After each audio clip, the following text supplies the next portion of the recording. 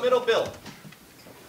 Urban, do you have an update on the linebacker situation, how you might line up this week?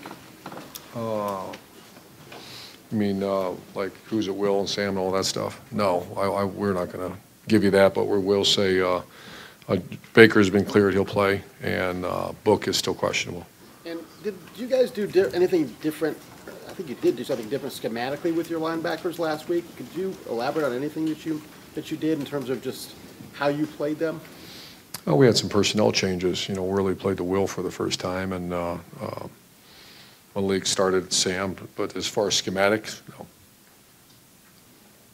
Front row middle, Dave.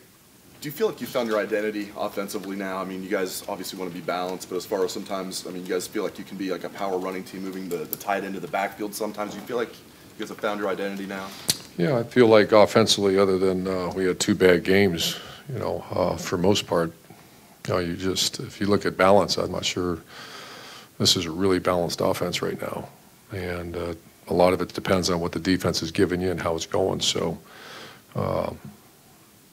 I think the identity's been somewhat consistent.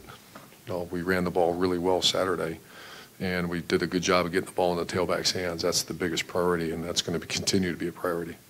All right, Austin. Urban, was it possible that Mike Weber was still dealing with some of the hamstring into even the last couple of weeks? Because it just looked like he was a different player physically, yeah. Yeah, we got him out too. I mean, he opened it up, but he's, you know, it certainly was the first half of the season. He wasn't full speed. You saw him a couple of times get in the open field, and he got caught. I remember a couple of times right off the top of my head, but he's full speed. He had a great practice the last 2 days too. To have him, I don't know, maybe in some ways it's a benefit that he didn't get all those carries early in the year, that you might be fresh with both of those guys. You see it that way? I think it's probably it's a good time for him to be where he is right now. Second row right, Tony. Urban, is Joe Burrow 100% all good? He is. Can you have a quarterback battle for that backup spot with him being hurt like he was, and then you've got... That's hard during the season because you just don't get the quality reps, and so not really, you can't really have a battle. They're both on call and both ready to go. Third row right, Nick. This will be the last go-around for the kids that came in the 2013 recruiting class. They kind of left in stages. It wasn't everyone at the same time, but what did that class mean to you, and what has it meant to Ohio State?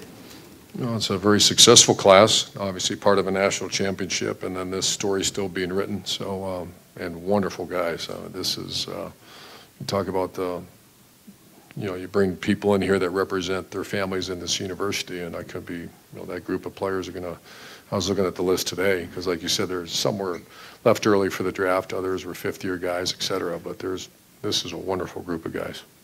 In that class, Taekwon, Billy, Worley, a bunch of guys that became JT, that hugely important captains. Just to you personally, is this a special group? It sure is, and I'm indebted to them because it's the names you just mentioned have been nothing but we ask them to jump and they say how high, and that's what you look for when you go recruiting. Front row right, Tim. Yeah, Urban, is there ever a perfect time to have like a ceremony like you're going to have before the game? You know what I mean? The seniors coming out, the emotion that's involved, and you know, when would be a perfect time for that? Obviously, it's our last game in the shoe, but you guys have quite a few games left, et cetera. Have you ever noticed it has an impact on a game? I think leading up to the game, but not really. Once a foot hits the ball, I go back to my first one here, and when John Simon was DQ'd right before the game, I mean, that was emotional. But other than that, you know, it's a great tribute to our players. I love the way we do it. Everywhere I've gone, I've tried to do exactly the way Ohio State does it, and then obviously the next week will be senior tackle. So I'm not sure I can answer that one other than it's it depends on the group. You know, I've made the comment many times, just because you're a senior doesn't mean you've earned anything. Some senior time to go. You know, there's a group of seniors, this group, that you wish weren't leaving. And one other thing is, how do I ask this so I can get an answer? Do you feel like this group has put itself back in the picture? I mean, how huge was last week's rebound in your mind to see a team, you know what I mean? Beat Illinois, yeah, and stay focused. Yeah. Well, follow up with that, we found out about Baker and Booker pretty much on game day. Is anybody dealing with anything this week that's of any magnitude? No. And the reason last week we weren't exactly high, we didn't know this time last week. Front row left, Doug? Urban, this is a question that could have been asked about JT anytime in the last couple of years, but here you are, you're game planning for a game like this. You've had veteran quarterbacks in your career. You've worked in young quarterbacks in your career. Just how different is it when you're getting a game plan ready and it's a guy who's done it so many times that you know understands everything, can do everything, versus the times in your career when you've had a young guy? I think awful is probably the appropriate word when you have a young guy.